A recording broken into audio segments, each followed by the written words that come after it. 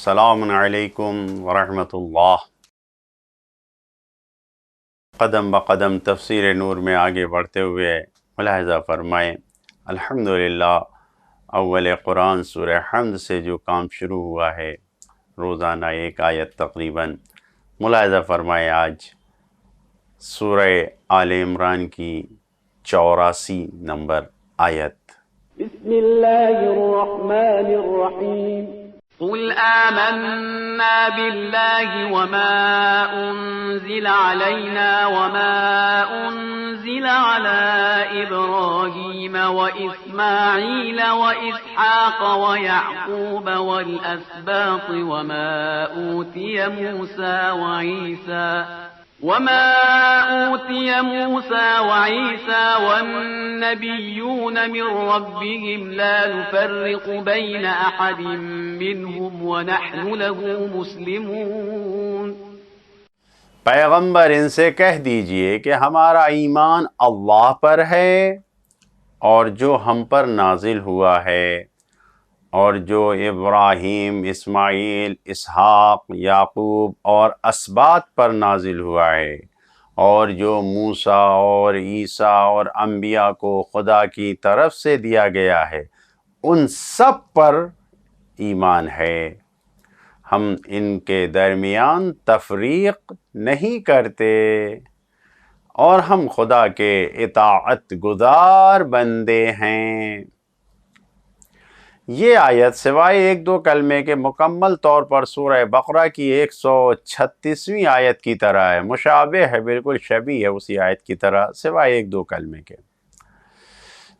توجہ فرمائیں، کام کرنے کا طریقہ اور سلیقہ اصل نہیں ہوتا کہ کس سلیقے سے کام کیا جائے، کس روش اور کس طریقے سے کام کیا جائے، بلکہ اصل اور بنیاد وہ آخری اور نہائی مقصد ہوتا ہے، اینڈ ہوتا ہے کہ مقصد کیا ہو۔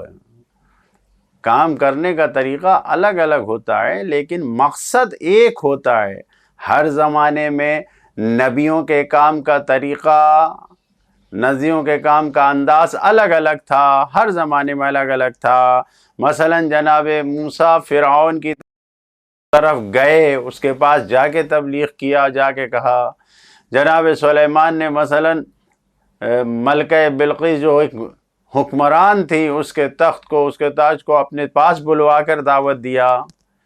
تو انداز الگ الگ ہے سب کی تبلیغ کا، لیکن مقصد سب کا ایک ہے۔ بالکل اسی طرح جس طریقے سے حضرات معصومین علیہم السلام 12 اماموں کے آپ کردار کو دیکھیں تو طریقہ سب کا الگ الگ ہے، لیکن سب کا مقصد ایک ہی تھا۔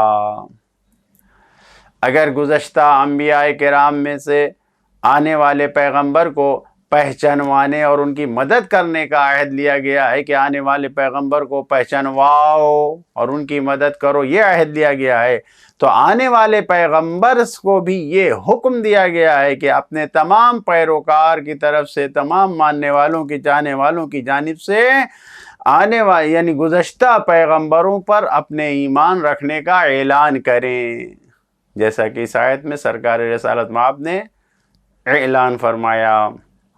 جو پیغامات ہیں اس آیت میں، پہلا پیغام یہی ہے، اپنے ایمان کا اظہار کرو، اعلان کرو، لوگوں کے سامنے اعلان کرو۔ قل کے ذریعے خطاب کیا رہا ہے کہ اپنے ایمان کا اعلان کرو۔ دوسرا پیغام، نبیوں پر ایمان لے آنا اللہ پر ایمان لانے کے جیسا ہے۔ جیسے خدا پر ایمان لانا ہے ویسے ہی نبیوں پر بھی ایمان لانا ہے۔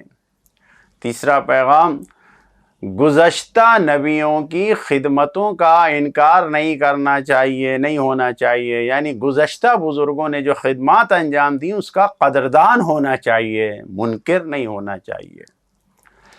چوتھا پیغام، نبیوں کا یکے بعد دیگر آنا یہ اللہ کی ربوبیت کا خاص جلوہ ہے، پروردگار کی ربوبیت کی خاص مظاہرہ ہے، جلوہ ہے یہ خدا کی جانب سے۔ پانچواں پیغام، دین الہی اور ہدایت کا سلسلہ اللہ کی جانب سے ہمیشہ جاری رہا ہے، یعنی ہمیشہ اللہ کی طرف سے سلسلہ ہر انسان کے ساتھ رہا ہے۔ انبیاء کرام ایک مدرسے کی میں آنے والے ایک مدرسے کے اس استاد کی طرح ہیں کہ جس مدرسے میں ہمیشہ تعلیم کا سلسلہ قائم رہتا ہے کہ تمام انسانوں کے ہدایت کے ذمہ دار ہیں۔ چھٹا پیغام، لا نفرق بین احد منہم، کوئی فرق نہیں ہے ان سب کے درمیان، یعنی تمام نبیوں کا ہدف اور مقصد ایک ہے، الگ الگ نہیں ہے، سب کا ایک ہے۔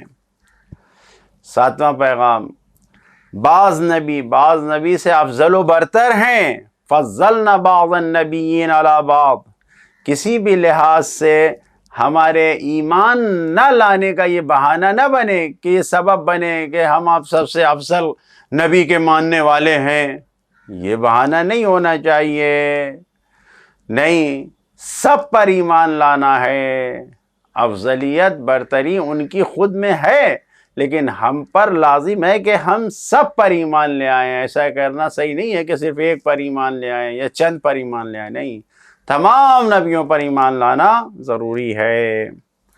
آٹھواں پیغام، پیغمبر گرامی سرکار رسالت مآب صلی اللہ علیہ وآلہ وسلم تمام انبیاء پر اپنے ایمان کا اظہار کر رہے ہیں، اور اس کے ذریعے سے سارے انبیاء کی پیروی کرنے والوں کو وحدت و اتحاد کی دعوت دے رہے ہیں کہ ہم تمام گزشتہ نبیوں کو مانتے ہیں، لیکن اس وقت تم جس بھی نبی کے ماننے والے ہو، پیروکار ہو، اس وقت تم سب کو میری اطاعت اور فرما برداری کرنا ہے، سب اتحاد کی طرف بلایا جا رہا ہے۔ نواں پیغام، پیغمبر اکرم صلی اللہ علیہ وآلہ وسلم مکمل اور مطلق بغیر کسی قید و شرط کے سراپا تسلیم پروردگار ہیں، مکمل تسلیم ہے خدا کے سامنے۔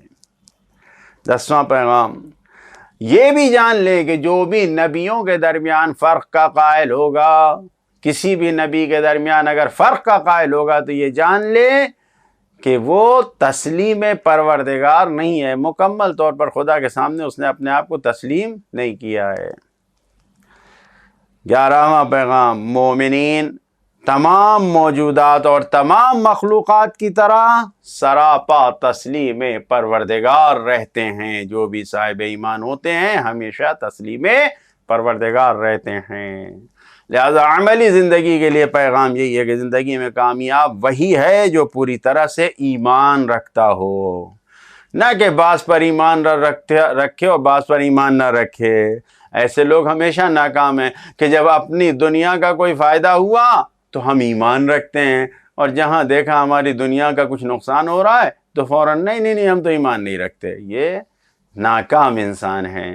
خدا سے دعا کرتے ہیں کہ ہم سب کو ہمیشہ کامیاب بندوں میں قرار دے۔ والسلام علیکم ورحمۃ اللہ وبرکاتہ۔